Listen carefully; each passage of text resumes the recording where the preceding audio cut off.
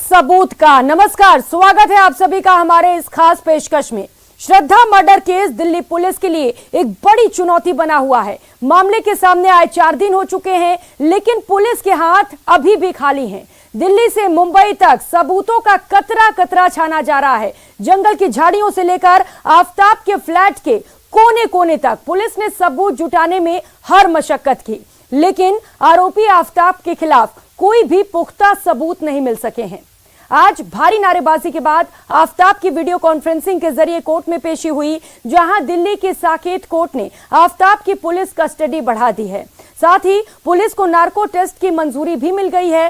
साथ ही आरोपी आफताब को सीन रिक्रिएशन के लिए हिमाचल भी ले जाया जाना है। ऐसे में अब सवाल यह है कि 5 दिन की बढ़ी पुलिस रिमांड और नार्को टेस्ट की मंजूरी के बाद क्या पुलिस सबसे बड़ी मर्डर मिस्ट्री की गुत्थी सुलझा पाएगी?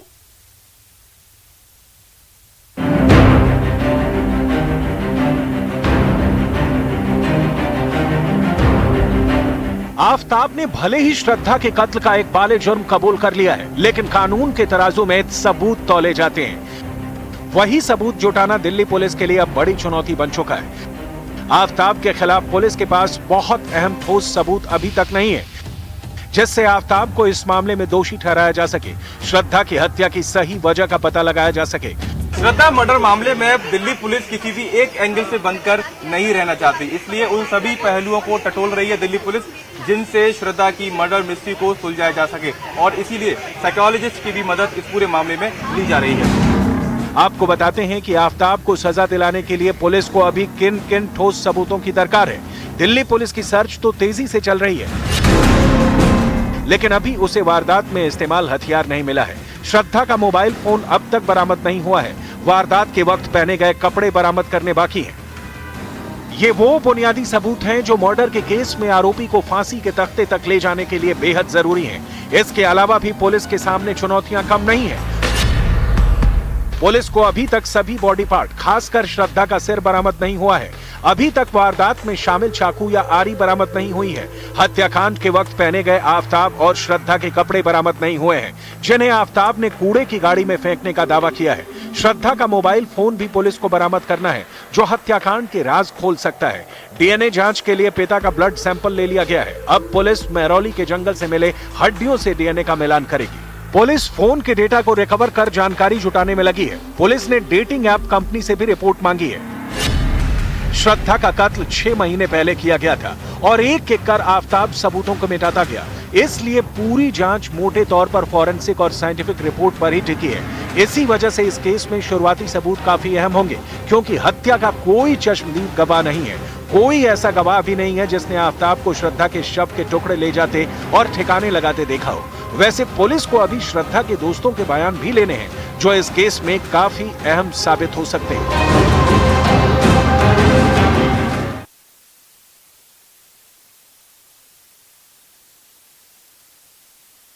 श्रद्धा वॉकर मर्डर केस में आरोपी आफताब अमीन पूनावाला अब भी पुलिस को लगातार गुमराह करने की कोशिश कर रहा है। आफताब के झूठ लगातार सामने आ रहे हैं। उसने इस शातिराना तरीके से हत्या की है कि पुलिस के लिए अदालत में इस हत्या को साबित करना बड़ी चुनौती है।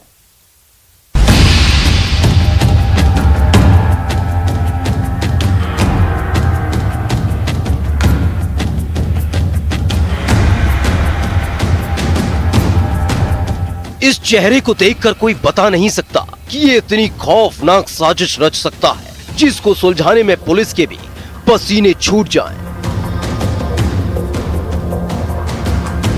6 महीने तक उस वारदात को अंजाम देने के बाद उसी घर में आराम से रहता रहा आफताब।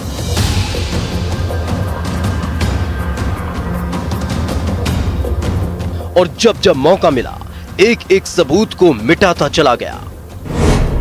6 महीने और 6 सबूत गायब। वारदात के खुलासे के बाद हर किसी के रोंगटे खड़े हो गए थे, जब आफताब ने बड़ी ही बेरहमी से श्रद्धा की हत्या कर दी थी और अपने गुनाह को छिपाने के लिए उसके शरीर के 35 टुकड़े कर दिए थे, जिनको घर में रखे फ्रिज में छिपाए रखा और शव के टुकड़ों के साथ साथ वारदात में इस्तेमाल की गई एक एक चीज को आसानी से मिटाता चला गया, जिसकी तलाश अब दिल्ली पुलिस को सरगर्मी से है। तो वही फॉरेंसिक टीम भी मिले सबूतों की जांच में जुटी हुई है, जिससे इस खौफनाक वारदात के हर पहलू से पर्दा उठाया जा सके। जंगल से मिली 13 हड्डियां किसकी?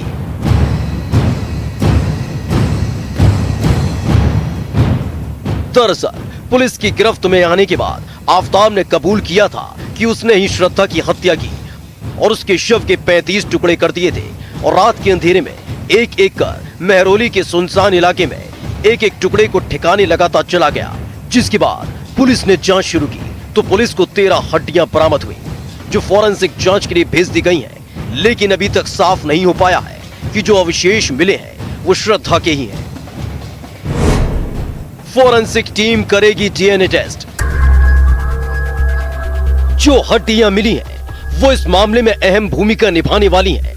इसके लिए सबसे पहले ये पता करना होगा कि क्या ये हड्डियां श्रद्धा की हैं। इसके लिए श्रद्धा के पिता विकास मदान का ब्लड सैंपल भी लिया गया है, जो मिली 13 हड्डियों से मिलाया जाएगा और अगर डीएनए मैच हो गया तो साफ हो जाएगा कि मेहरौली के सुनसान इलाके से जो ये 13 हड्डियां बरामद हुई वो श्रद्धा की ही है। तो ऐसे केस में सीन क्राइम बहुत इंपॉर्टेंट रोल प्ले करता है। जो भी साइंटिस्ट जाता है उधर जितना भी एविडेंसेस बचा हुआ है उसको सही ढंग से लेकर उसकी एनालिसिस, डीएनए एनालिसिस कर सकते हैं। और भी कुछ इनके हाथ का फिंगरप्रिंट मिल गया तो वो कर सकते हैं। और इसके और किसी ने आई विटनेस देखा होगा कि ये रात में कुछ पेपर के अनुसार कुछ ये पार्ट्स को कुछ एनिमल्स को डाल रहा था, या any more evidences can be collected. Aftab के फ्रिज की जांच।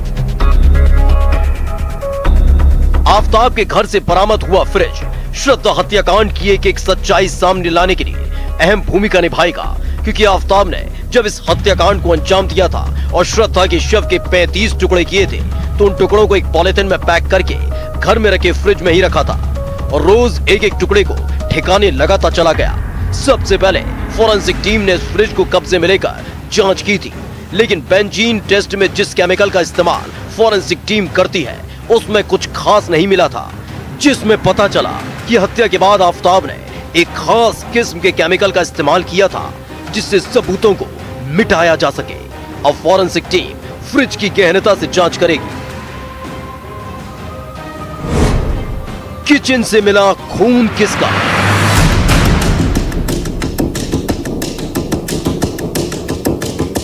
जिस घर में वारदात को अंजाम दिया गया उस घर के कोने कोने में फॉरेंसिक टीम ने बेंजीन टेस्ट किया था। जिस बिस्तर पर श्रद्धा का गला दबाकर और फिर बेरहमी से मौत के घाट उतारा गया था वहां से कुछ भी नहीं मिला, लेकिन किचन के लोअर शेल्फ में खून के धब्बे मिले हैं, जिसका फॉरेंसिक टीम ने सैंपल ले लिया है और जांच के लिए भेज दिया है, जिसमें यह पता लगाने की कोशिश होगी कि आखिर ये खून किसका है। वारदात में इस्तेमाल आरी गायब। दिल्ली पुलिस की गिरफ्त में जरूर आरोपी आफताब है, लेकिन इस वारदात से जुड़े कई सबूत अभी तक पुलिस के हाथ नहीं लगे हैं, जिसमें सबसे अहम सबूत है वो हथियार जिससे श्रद्धा को मौत के घाट उतारा गया और फिर उसके शरीर के 35 टुकड़े आफताब ने किए थे। दिल्ली पुलिस उस आरी को बरामद करने में जुटी हुई है, लेकिन अभी तक पुलिस को वो आरी नहीं मिल पाई है।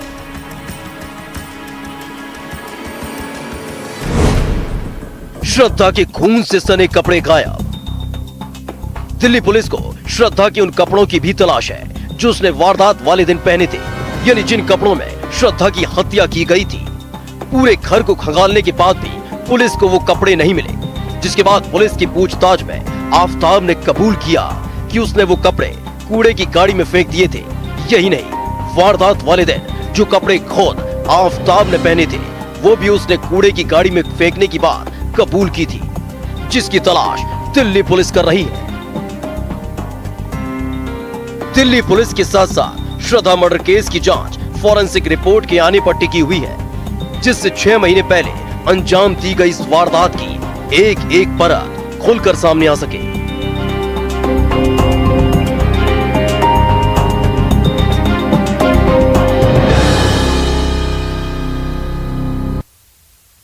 तो वही श्रद्धा की हत्या के बाद सबूत मिटाने के लिए सन की खोपड़ी वाला आफताब नई प्लानिंग कर रहा था ताकि पुलिस को चकमा देकर वो पाक साफ निकल सके। देखिए कैसे।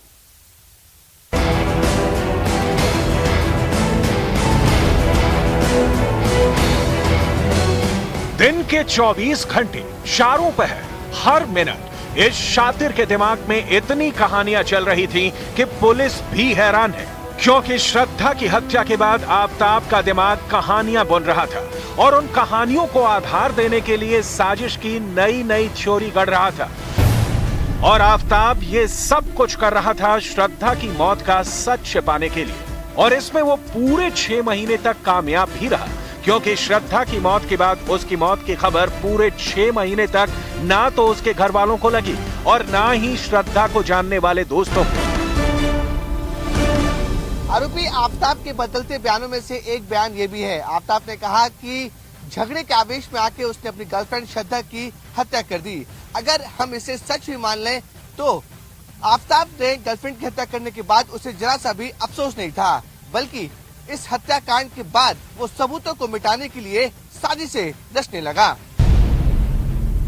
श्रद्धा की मौत के बाद एक वक्त पर ही आफताब कितनी प्लानिंग कर रहा था, अब वो समझिए।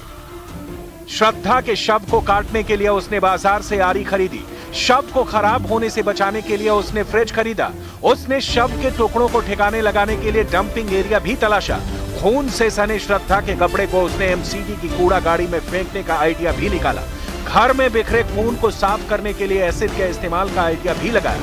यही नहीं, वो श्रद्धा के इंस्टाग्राम अकाउंट को भी अपडेट कर रहा था, श्रद्धा के क्रेडिट कार्ड का बिल भी चुका रहा था ताकि किसी को शक ना हो। मर्डर के बाद उसने कुछ दिनों के लिए गुड़गांव के कॉल सेंटर में नौकरी भी की। मतलब प्लान फुल प्रूफ था, कहीं से भी साजिश लीक होने की आशंका नहीं थी, और इसीलिए आफताब महाराष्ट्र पुलिस की पूछताछ में 2-2 बार चकमा भी दे चुका था। लेकिन दिल्ली पुलिस की पूछताछ में उसकी दाल नहीं गली, क्रॉस सवालों के जवाब में वो हर बार फंसता गया।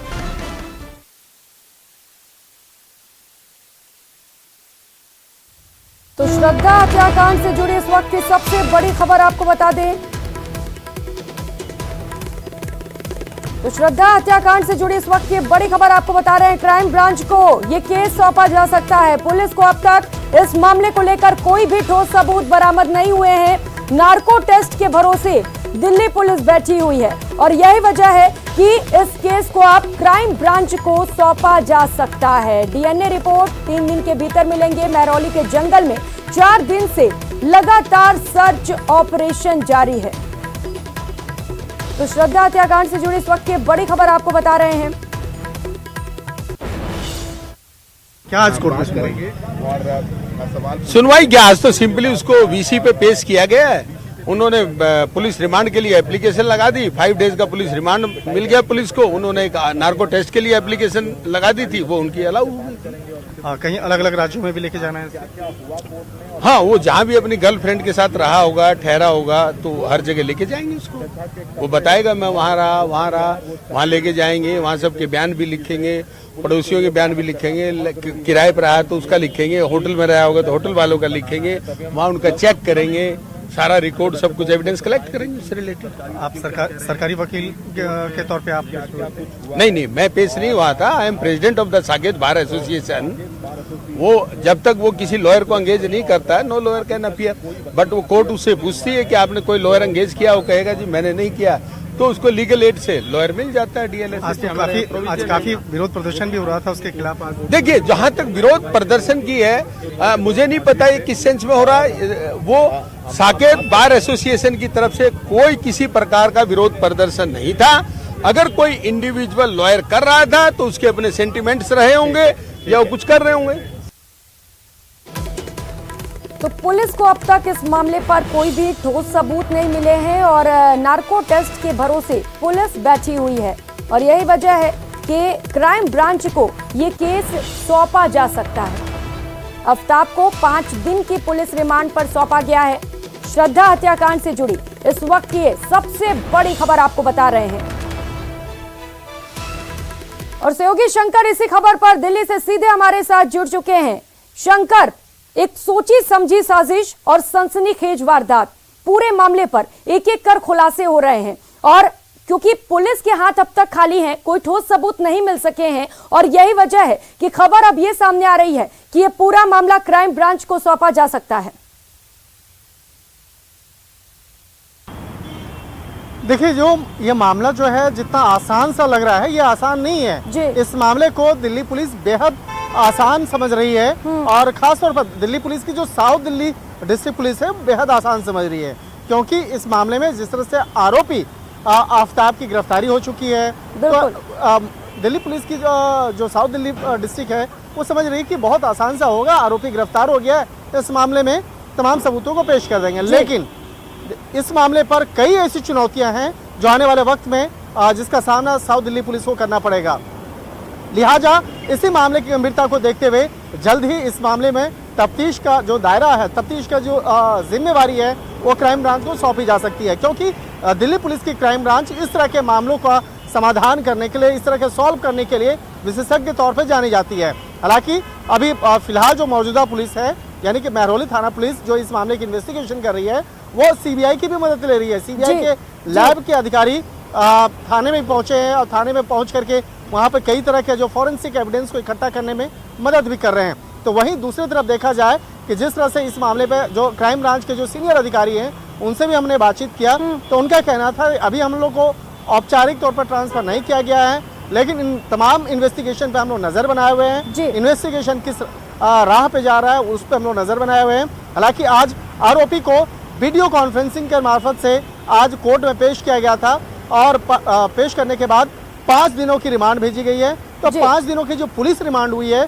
तो उस 5 दिनों में आरोपी को लेकर पुलिस की टीम हिमाचल प्रदेश भी जाएगी, इसके साथ ही महाराष्ट्र भी जाएगी। और अगर हिमाचल की बात करें तो हिमाचल जाने की वजह यह है कि श्रद्धा के साथ में आरोपी आफ्ताब हिमाचल प्रदेश घूमने के लिए गया था, उसके साथ साथ ये महाराष्ट्र भी गया था। तो जिन जिन लोकेशन पर श्रद्धा के साथ में गया है उस जगह पर जाकर के इन्वेस्टिगेशन करना बेहद महत्वपूर्ण है। और इस मामले में देखा जाए अभी तक श्रद्धा का मोबाइल फोन जब्त नहीं हुआ है, या श्रद्धा की जो खोपड़ी है, या कहा जा सकता है गर्दन के ऊपर का हिस्सा वाला कोई भी शरीर का जो एक पार्ट है वो अभी तक श्रद्धा के सिर भी बरामद नहीं किए गए हैं और यही वजह है कि डीएनए रिपोर्ट को काफी अहम माना जा रहा है इस मामले को लेकर। कब तक इसकी रिपोर्ट सामने आएगी, क्योंकि अभी तक तो यही नहीं पता चल सका है कि ये जो बॉडी मिली है वो श्रद्धा की है भी या नहीं है। निश्चित तौर पर देखिए ये भी एक तरह की चुनौती होगी, क्योंकि काफी वक्त निकल चुका है, 6 महीने का वक्त गुजर चुका है और 6 महीने में श्रद्धा की जो बॉडी है वो बहुत पहले खत्म हो चुकी है। लेकिन आफ्ताब के स्टेटमेंट के मुताबिक कुछ लोकेशन से कुछ हड्डियां बरामद हुई हैं और उन तमाम हड्डियों के बदौलत ही उसका डीएनए टेस्ट करवाया जाएगा। जब डीएनए टेस्ट होगा तो उससे ये पता चल सकता है कि वो एक मेल का हड्डी है या फीमेल का बॉडी पार्ट का हिस्सा है। इसके साथ ही उस हड्डी से उसके उम्र का जो है एक अंदाजा वो लगाया जा सकता है, डीएनए का पता लगाया जा सकता है।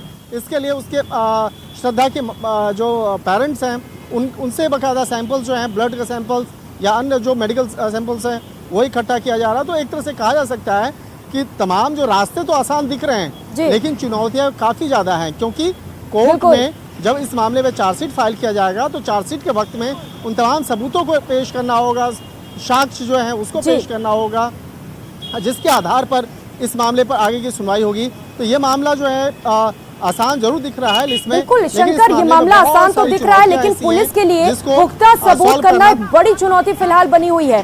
शंकर, बात ये भी सामने आ रही है कि सीन को रिक्रिएट किया जा रहा है, ये कितना अहम हो सकता है इस मामले को लेकर? देखिए, सीन को क्राइम सीन को रिक्रिएट करना बेहद जरूरी पार्ट होता है जी, क्योंकि उससे वो समझा जा सकता है कि अगर श्रद्धा की हत्या की गई थी तो किस तरह से हत्या की गई, उसके बाद उसके बॉडी पार्ट्स को कैसे किन किन लोकेशन पे फेंका गया जी। जो जिस रास्ते से होता हुआ आफ्ताब यानी कि जो आरोपी है वो जंगल तक पहुंचा था वो जानना बेहद जरूरी है। इसके साथ ही किस जगह पे फेंका था, तो वहाँ से जो कहा जा सकता है तमाम नमूनों को एकत्रित किया जाएगा। बहुत सारे ऐसे जगह भी होते हैं जहाँ पे कई ऐसे केसेस में देखा गया कि जहाँ पे खून के धब्बे कहीं गिरे होते हैं, तो खून के धब्बे को कई महीनों बाद भी वहाँ से इकट्ठा किया जाता है और उसके बाद उसकी फॉरेंसिक जांच करवाई जाती है। तो इस केस में पूरा का पूरा इन्वेस्टिगेशन फॉरेंसिक जांच पर निर्भर करता है। तो फॉरेंसिक जांच के बाद किस तरह से रिजल्ट सामने आते हैं और किस तरह से आरोपी को एक मुकम्मल सजा दिलाया जा सके, इसकी जो एक कोशिश वो दिल्ली पुलिस के द्वारा की जा रही है। लेकिन कहा जा सकता है कि अगर ये मामला जल्द से जल्द अगर क्राइम ब्रांच को अगर हैंड ओवर कर दिया जाता है तो हो सकता है कि इस मामले में काफी जो इन्वेस्टिगेशन वो फास्ट हो सकता है और एक बिल्कुल शंकर, क्योंकि पुलिस के हाथ अब तक सबूत नहीं लगे हैं और सवाल ये है कि पेशी के बाद 5 दिन के लिए रिमांड तो बढ़ा दी गई है, लेकिन क्या इस 5 दिन में पुलिस के हाथ वो तमाम अहम सबूत लग पाएंगे जिनके जरिए वो आरोपी को गुनाहगार साबित कर सके और सजा भी दिलवा सके। बहुत शुक्रिया आपका शंकर इन तमाम जानकारियों के लिए। और रुक कर लेते हैं एक और बड़ी खबर का। जयपुर से इस वक्त की बड़ी खबर सामने आ रही है। उदयपुर रेलवे ट्रैक ब्लास्ट मामले से जुड़ी बड़ी अपडेट आपको बता दें, राजस्थान एटीएस को बड़ी सफलता हाथ लगी है। साजिश रचने वाले 3 आरोपी गिरफ्तार कर लिए गए हैं। स्थानीय निवासी ये तीनों आरोपी बताए जा रहे हैं। शाम करीब 6:30 बजे एसओजी मुख्यालय में इसे लेकर प्रेस वार्ता की जाएगी और पूरे मामले पर खुलासा किया जाएगा। तो इस वक्त ये सबसे बड़ी खबर आपको बता दें, रेलवे ट्रैक ब्लास्ट मामले से जुड़ी ये बड़ी खबर जयपुर से सामने आ रही है। उदयपुर रेलवे ट्रैक ब्लास्ट मामले में अपडेट मिल रही है। राजस्थान एटीएस को बड़ी सफलता हाथ लगी है। साजिश रचने वाले 3 आरोपी गिरफ्तार हुए हैं।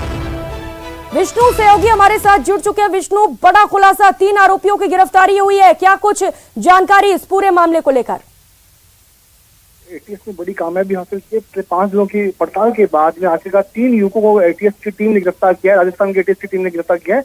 और तीनों युवक जो हैं वो जयपुर के जो स्थानीय उदयपुर में स्थानीय बताए जा रहे हैं, लेकिन उनके नामों का खुलासा जो है अभी एटीएस ने नहीं किया। शाम को 6:30 बजे जब एटीएस जब उसका खुलासा करेंगे तब सभी नाम सामने आएंगे और ये वारदात सामने आएगी कि आखिर क्या वजह थी, क्या ये आतंकी साजिश थी या फिर केवल एक मानसिकता की वजह से यहाँ पर ये धमाके की वारदात को अंजाम दिया। मतलब किसी लोकल साजिश की वजह से इसका कनेक्शन था या फिर कोई आतंकी कनेक्शन था। सभी पड़तालों की जानकारी के जो जवाब है, जो सवालों के जवाब है, वो शाम को 6:30 बजे प्रेस वार्ता के बाद खुलेंगे। लेकिन तीनों युवक जो सबसे बड़ी बात स्थानीय उदयपुर के ही रहने वाले बताए जा रहे हैं। जी बिल्कुल विष्णु, क्योंकि जब से इस ट्रैक पे ब्लास्ट हुआ था कई सारे कयास लगाए जा रहे थे कि आतंकी साजिश हो सकती है, कोई स्थानीय लोग भी इसमें हो सकते हैं, पीएफआई का हाथ हो सकता है, बहुत सारे सवाल थे। लेकिन क्योंकि अब 3 लोगों की गिरफ्तारी कर ली गई है, विष्णु क्या लग रहा है, क्योंकि ये स्थानीय लोग हैं, स्लीपर सेल भी इस मामले में एक्टिव होने की बात सामने आ रही थी, क्या ये स्लीपर सेल हो सकते हैं? देखिए, जिस तरह के डेटोनेटर इस पूरी वारदात में काम में लिए गए थे, सुपर 19 का नाम था और ये भी जानकारी सामने आई थी कि धौलपुर से इन सबको लाया गया था, यहाँ पर ब्लास्ट तो सामान को लाया गया था। तो तमाम जो डेटोनेटर वहां मिले उसके और जिस तरह की साजिश वहां रची गई थी, जिस तरीके से ब्लास्ट का सुनियोजित तरीके से वहां पे किया गया, ऐसे में पुलिस अधिकारियों का और एटीएस के अधिकारियों का ये मानना था कि ये कोई आतंकी साजिश है और मुकदमा भी आतंकी धाराओं में ही जो है मुकदमा दर्ज हुआ है। तो ऐसे में अब कारण क्या रहे, ये कारण भी जल्दी ही खुलासे उनके होंगे। जी बिल्कुल विष्णु, क्योंकि बड़ी संख्या में विस्फोटक मिले थे और जिस तरीके से ये साजिश रची गई थी, कहीं ना कहीं शक तो लोग यही जता रहे हैं कि आतंकी साजिश हो सकती है, ये हो सकता है इनका आतंकियों से भी कनेक्शन हो। देखिए बिल्कुल, देखिए सबसे बड़ी बात क्या है कि प्रधानमंत्री नरेंद्र मोदी ने इस ब्लास्ट के करीब 13 दिन पहले ही रेलवे ट्रैक का उद्घाटन किया था। ऐसे में नरेंद्र मोदी के उद्घाटन करने के बाद में इस वारदात का होना, ये इसकी वजह से केंद्रीय एजेंसियां जो थी वो सतर्क हो गई थी, वे जांच एजेंसियां उदयपुर पहुंची। उसके अलावा राजस्थान की एटीएस और तमाम जो स्टेट की जो पुलिस की जो बड़े ऑफिसर्स हैं उनको वहां भेजा गया था। और सबसे पहले प्रारंभिक तौर पर घटना को देखते हुए इस घटना को आतंकी घटना माना गया और मुकदमा भी इन धाराओं में दर्ज किया और अब जल्द से जल्द बड़े खुलासे आज बिल्कुल विष्णु, कई बड़े खुलासे हुए भी हैं और जांच एजेंसियों ने इस पूरे मामले को गंभीरता से लिया। हालांकि 6:30 बजे प्रेस कॉन्फ्रेंस की जाएगी और उसके बाद और भी बड़े खुलासे इस मामले पर संभवतः सामने आएंगे। बहुत शुक्रिया विष्णु आपका इन तमाम जानकारियों के लिए। तो साजिश रचने वाले 3 आरोपी गिरफ्तार हो चुके हैं। रेलवे ट्रैक पर विस्फोट किया गया था और इसे बड़ी आतंकी साजिश माना जा रहा है।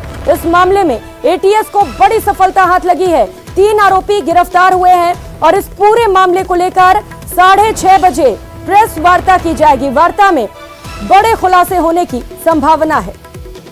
तो एसओजी मुख्यालय में ये प्रेस वार्ता की जाएगी और ऐसी संभावना जताई जा रही है क्योंकि 3 आरोपी गिरफ्तार हुए, उनसे पूछताछ भी की गई होगी तो आज इस मामले पर कई बड़े खुलासे हो सकते हैं। जयपुर से आ रही इस वक्त की बड़ी खबर आपको बता रहे हैं। उदयपुर में रेलवे ट्रैक उड़ाने की कोशिश की गई थी और इसी मामले को लेकर इस वक्त की बड़ी अपडेट, 3 आरोपी गिरफ्तार हुए हैं। कपिल सहयोगी हमारे साथ जुड़ चुके हैं। कपिल, अपडेट बताइएगा।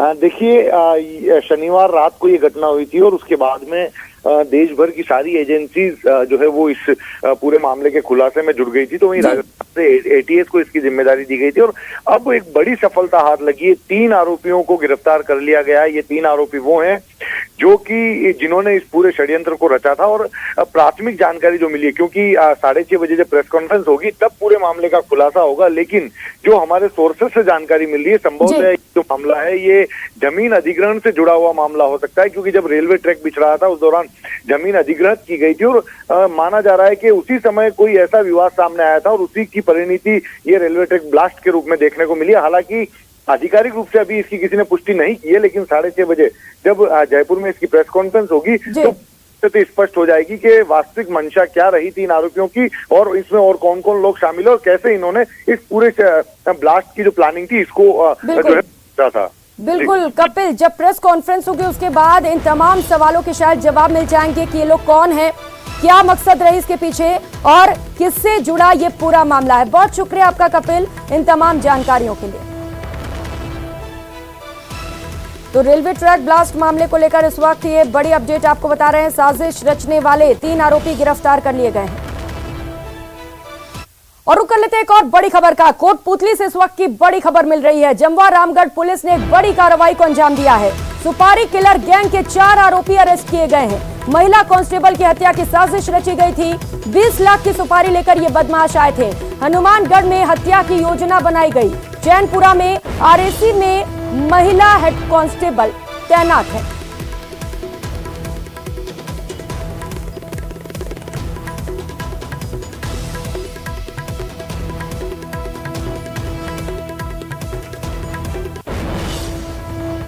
इस बुलेटिन में फिलहाल इतना ही। नमस्कार।